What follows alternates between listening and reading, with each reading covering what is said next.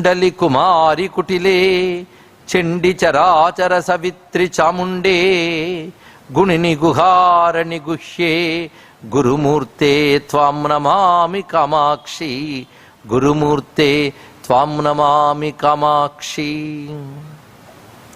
జయ జయ జగదంబ శివే జయ జయ కామాక్షి జయ జయాద్రిసుతే జయ జయ మహేశ దయితే జయ జయ చిద్గగన కౌముదీధారే.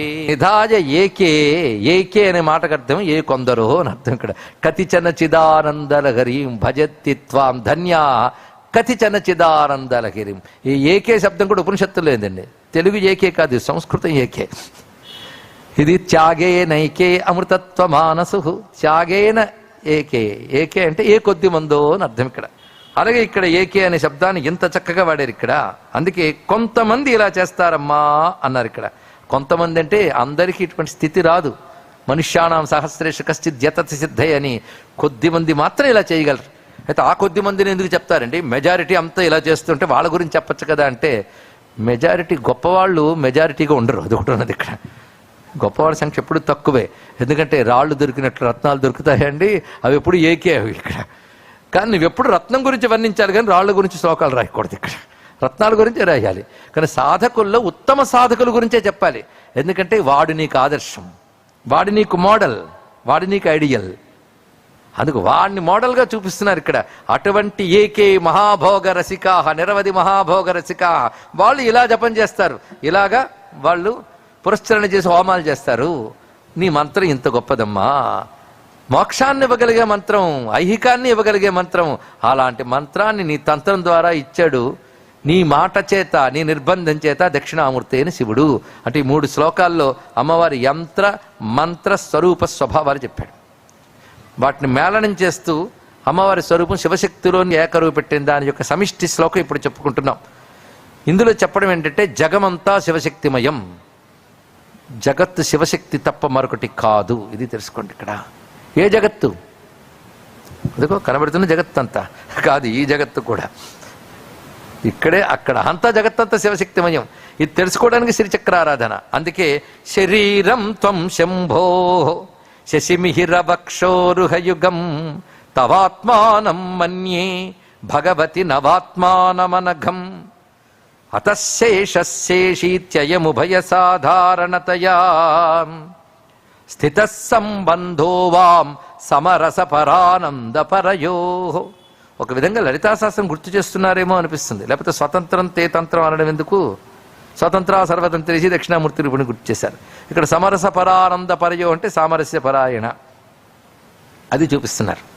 సమరసం, సమరసం అంటే ఇద్దరూ ఒకేలా ఉండడం, ఇద్దరు అనుభవం ఒకేలా ఉండడం. ఆయనేమో మంచి మూడుతో ఉత్సాహంగా ఎలా వేసుకుంటూ ఇంటికి వస్తాడు. ఆవిడ ధుమధుమలాడుతూ చూస్తే ఏమిటది అనగానే మొత్తం మూడిపోయింది ఇక్కడ. అది సమరసం కాదు, అదో రసం.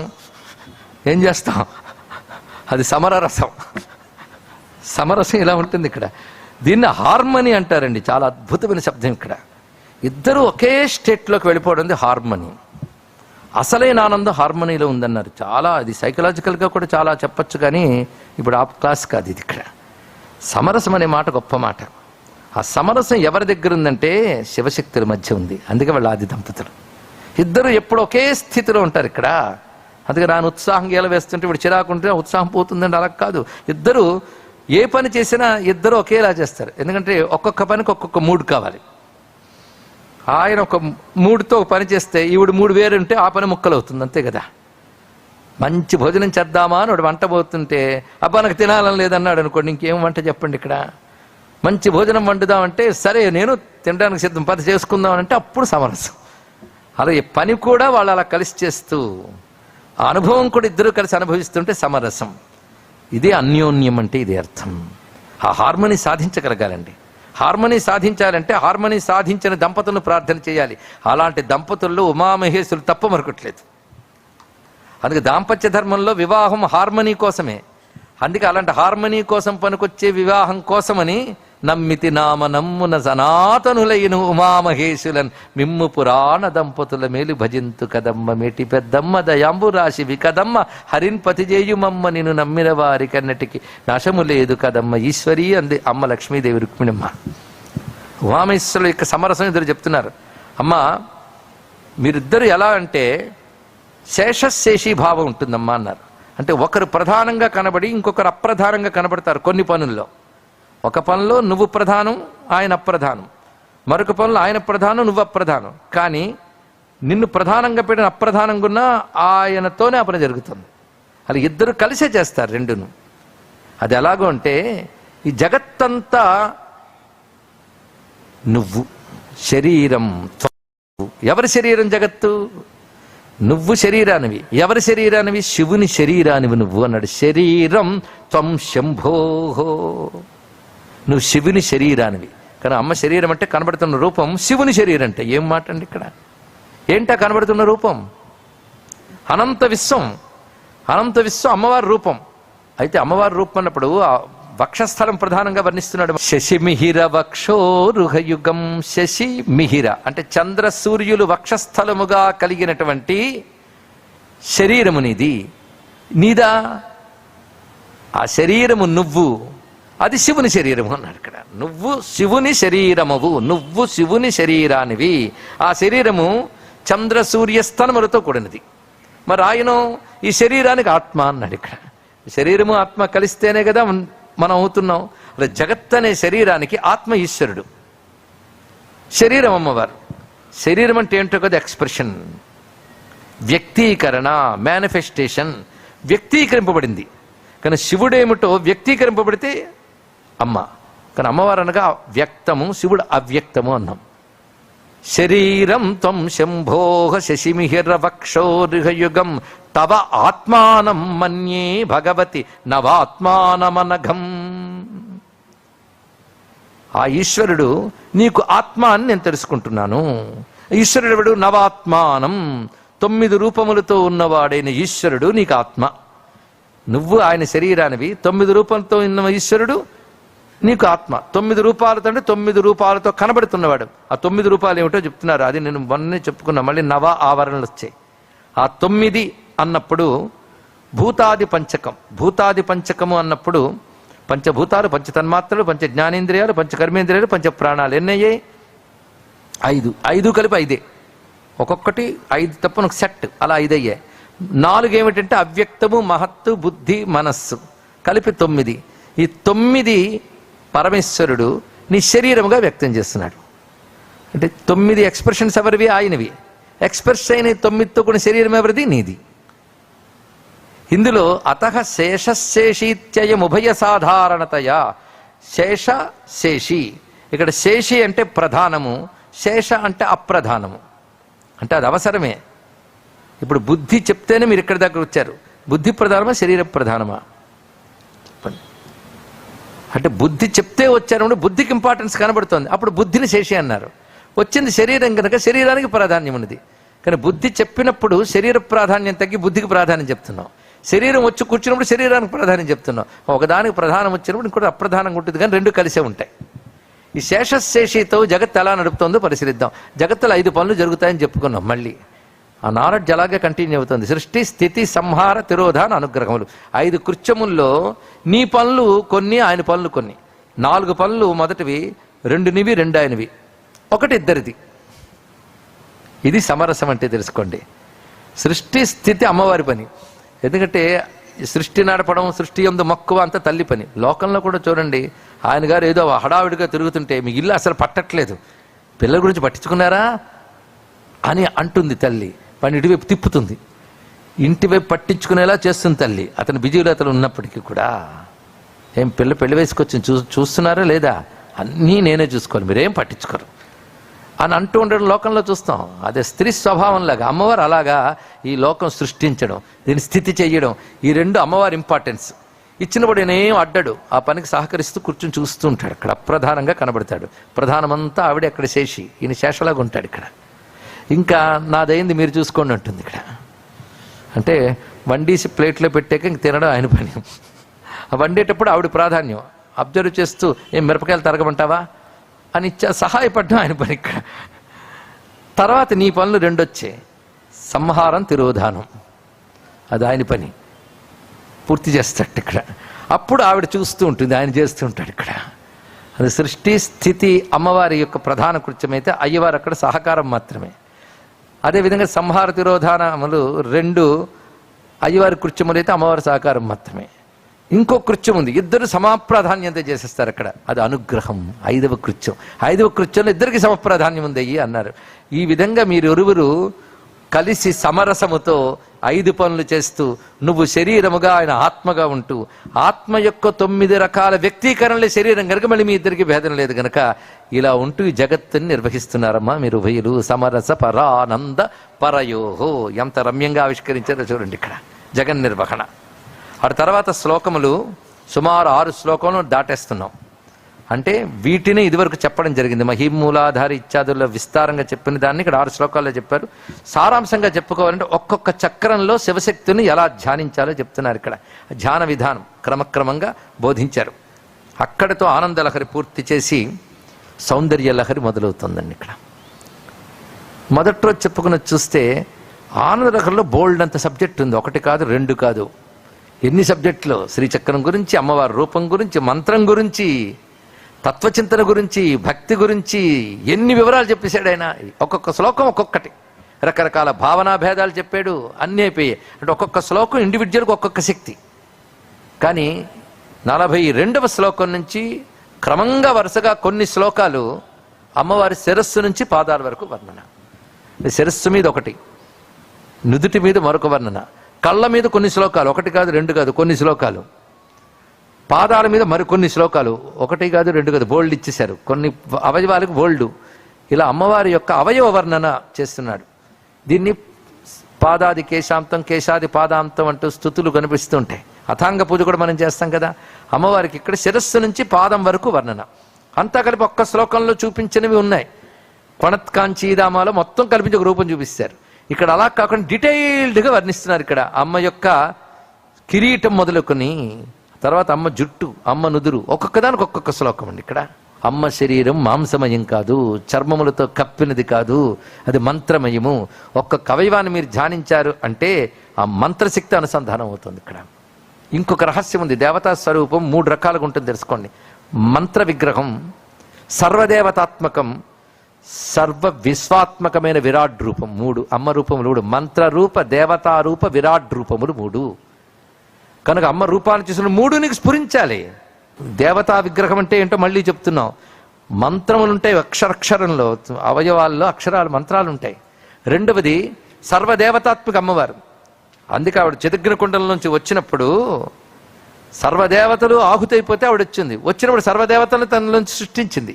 ఎవరి నుంచి సృష్టించిందో వర్ణించారు బ్రహ్మాండ పురాణంలో. జుట్టు నుంచి యముడిని సృష్టించింది, కళ్ళ నుంచి సూర్యుని సృష్టించింది, అలాగే నాలుక నుంచి వరుణుని సృష్టించింది, వాక్కు నుంచి అగ్నిని సృష్టించింది. అంటే జగత్తులో కనబడుతున్న దేవతలందరూ ఎక్కడి నుంచి వచ్చారు? అమ్మ నుంచి. సృష్టించిందంటే దీపం నుంచి దీపం వెలిగించినట్లు అన్ని ఆవిడలోనే ఉన్నాయి. ఒక అగ్ని రగులుతుంటే దీపాలు తెచ్చుకున్నట్లుగా అందులోంచి రకరకాల దేవతలు వచ్చారు. అంటే దేవతల ఆరిజిన్ ఆవిడ. కనుక అమ్మవారి శరీరం అంతా సర్వదేవతలు. మీరు ఆవిడ జుట్టుని ధ్యానిస్తున్నారంటే యముడి అనుగ్రహం లభిస్తుంది. కళ్ళని ధ్యానిస్తున్నారంటే సూర్యభగవానుడి కృప, చంద్రుడి కృప లభిస్తుంది.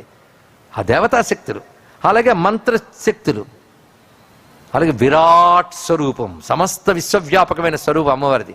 కానీ విశ్వంలో ప్రతి శక్తి మిమ్మల్ని అనుగ్రహిస్తుంది. ఈ 3 భావాలతో విగ్రహాన్ని నమస్కరించుకోండి. మీ ఇంట్లో ఉన్న కామాక్షి చిత్రపటం చూసినా ఇది మంత్ర విగ్రహం, ఇది దేవతా విగ్రహం, ఇది విరాట్ విగ్రహం అని నమస్కారం చేసుకోండి.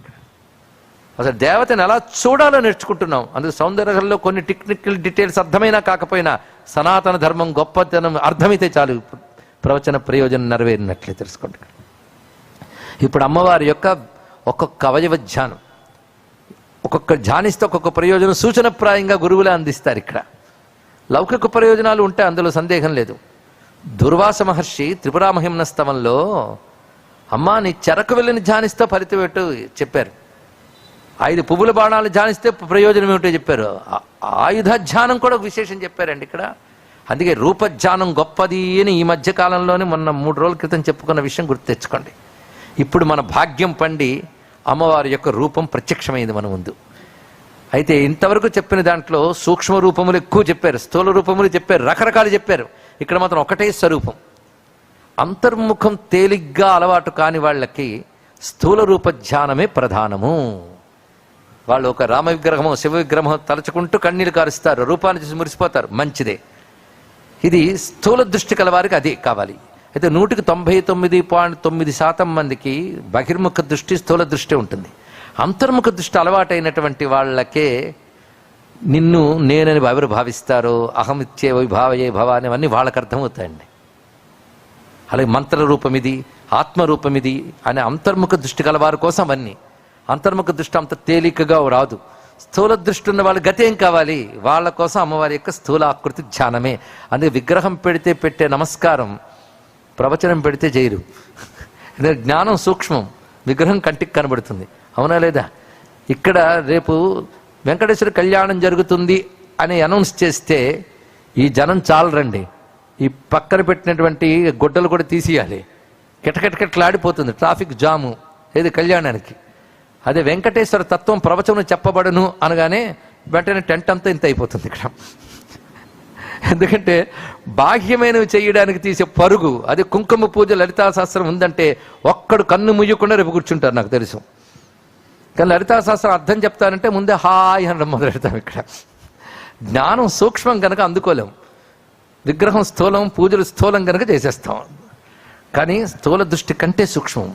సూక్ష్మంలోకి వెళ్తే కానీ మోక్షం రాదు. అందుకే పెద్దవాళ్ళు సూక్ష్మంలో మోక్షం అంటారు, అది అర్థం. అదే మోక్షం మేడీజీ అని కాదు అర్థం. ఇక్కడ సూక్ష్మంలో మోక్షం అంటే ఎంత స్థూలం నుంచి దూరం అయితే మోక్షం అంత తొందరగా వస్తుంది అని తెలుసుకోండి. ఇక్కడ సూక్ష్మం అంటే సటిలెస్ట్. గ్రాస్ అంటే స్థూలం. గ్రాస్ లెవెల్ వద్దు, సటిల్ లెవెల్లోకి వెళ్ళు.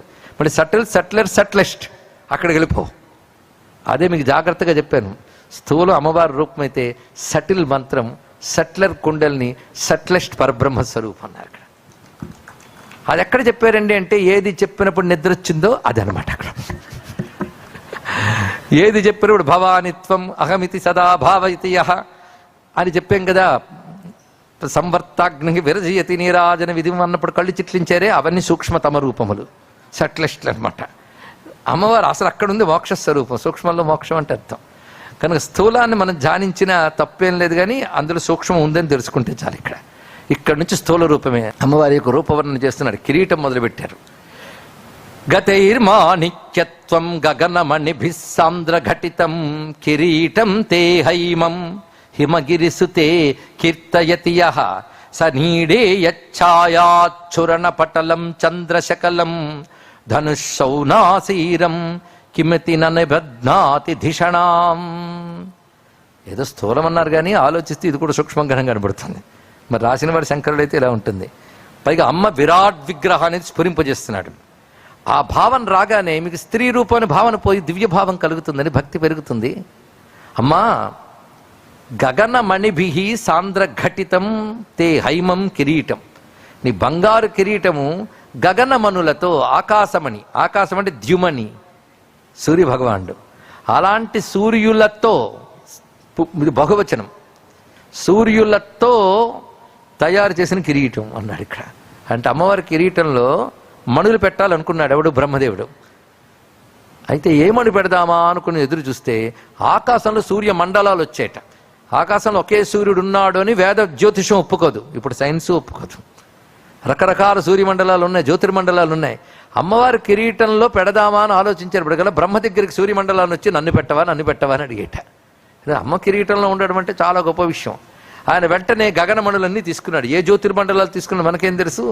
తీసుకుని పెడితే ఇన్ని అడిగే గనక ఏదో 2-3 కాకుండా డెన్సిఫైడ్గా పెట్టాడు. సాంద్రఘటితం, కిక్కిరిసిపోయి అలా పెట్టాడు.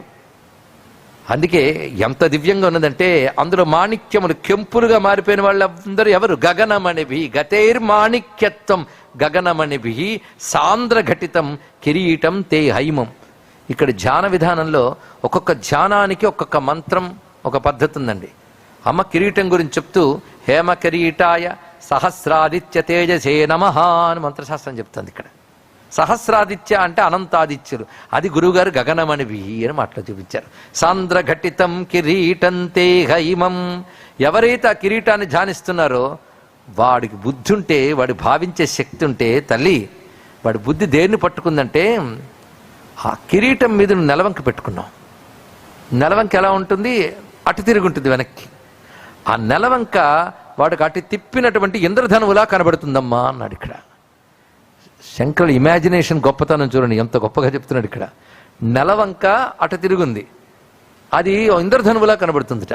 వెనక్కి తిరిగిన ఇంద్రధనువులా ఎలా కనబడుతుంది? అది ఆశ్చర్యం అన్నాడు. అసలు నెలవంక ఏ రంగులో ఉంటుందండి చెప్పండి? తెల్లగా ఉంటుంది కదా. కానీ చంద్రుడి లక్షణం ఏమిటి? మీరు చంద్రమండలం వైపు చూస్తే టెలిస్కోప్తో మంచు ముక్కలు కనబడుతుంటాయి కనుక ఆయన హిమకిరణుడు అన్నారు మన పెద్దవాళ్ళు. అయితే మంచు నీరు అనేది సూర్యకాంతి తగిలిదిగానే పరావర్తన చెంది ఇంద్రధనువుగా మారుతుంది. ఇక్కడ మరి ఇందరు సూర్యులు ఉండగానే పైన హిమకిరణుడైనటువంటి చంద్రుడు కాస్త ఆ రిఫ్లెక్షన్కు ఇంద్రధనువులా గోచరిస్తున్నాడమ్మా. ఎంత బాగున్నదమ్మా అన్నాడు. ఇక్కడ ఎంత అద్భుతంగా చూపించారు. ఇక్కడ శ్రీ అవధూతాశ్రమము, బోధానంద సత్యారామూర్తి ఆర్యుల గోసేవాశ్రమము మరియు వృద్ధాశ్రమము పడాల. ఆశ్రమములో గోసేవ, గోవుల దానము స్వీకరించుట, మీ నవగ్రహ దోషములు పోవుటకు గోపూజ చేయబడును. మూలికా వైద్యము, గోపంచగవ్య వైద్యము చేయబడును. యంత్రములు, తావీదులు ఇవ్వబడును. శాంతి హోమములు చేయబడును. మీ ఆత్మీయుల పుట్టినరోజు, పెళ్లి రోజు మరియు వర్ధంతి వంటి ముఖ్యమైన దినములలో గోసేవ లేదా అన్నదానం చేయదలిచిన వారు సంప్రదించండి. మా వృద్ధాశ్రమంలో ఖాళీలు కలవు.